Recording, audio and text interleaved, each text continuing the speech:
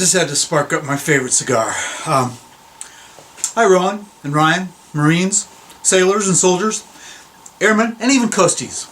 Tonight we're going to do something kind of cool, and this is the way it's going to go in the future. There'll be periodic episodes that I don't read.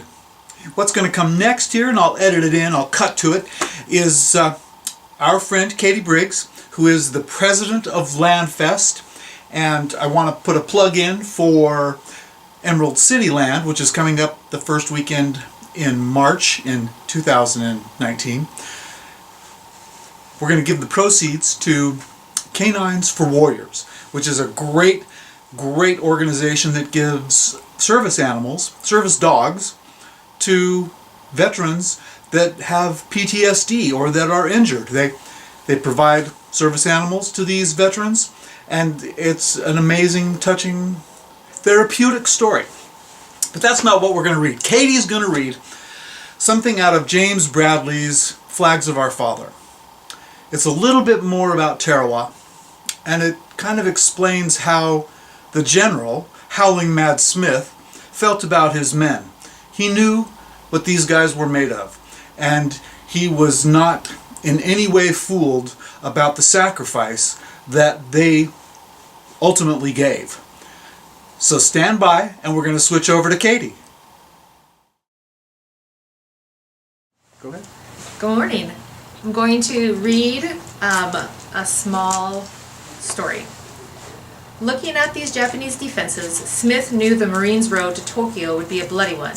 The distance between this first major amphibious assault on Tarawa and faraway Tokyo was over 2,000 miles. It presented an enormous challenge in terms of distance. In 1812, Napoleon had marched his men 1,500 miles to Moscow. In the 13th century, Genghis Khan advanced 4,000 miles from Mongolia to the shores of the Mediterranean. But those campaigns collapsed because of the distances. And now the Marines were faced with a campaign almost the distance from New York to San Francisco. A grief-stricken General Smith walked to the beach to view for himself young Marines floating face down in the lagoon and lying along the blood-splattered beaches. When American civilians later saw newsreels and photos of rows of Marine corpses floating in the surf, most were horrified. "This must not happen again," screamed the editorials, and one mother wrote a commander, "You killed my son on Tarawa."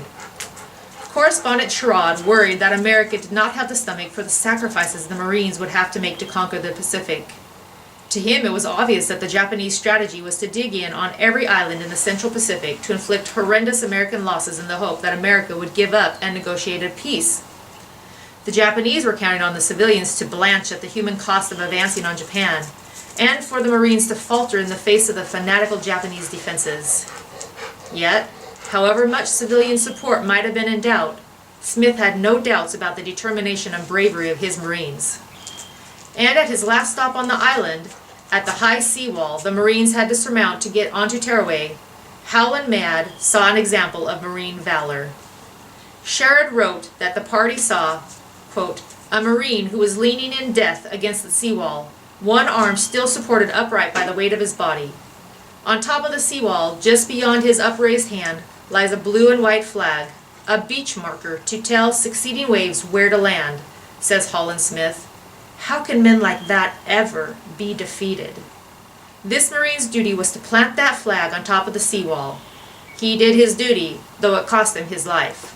Semper Fidelis meant more to him than just a catchphrase, unquote.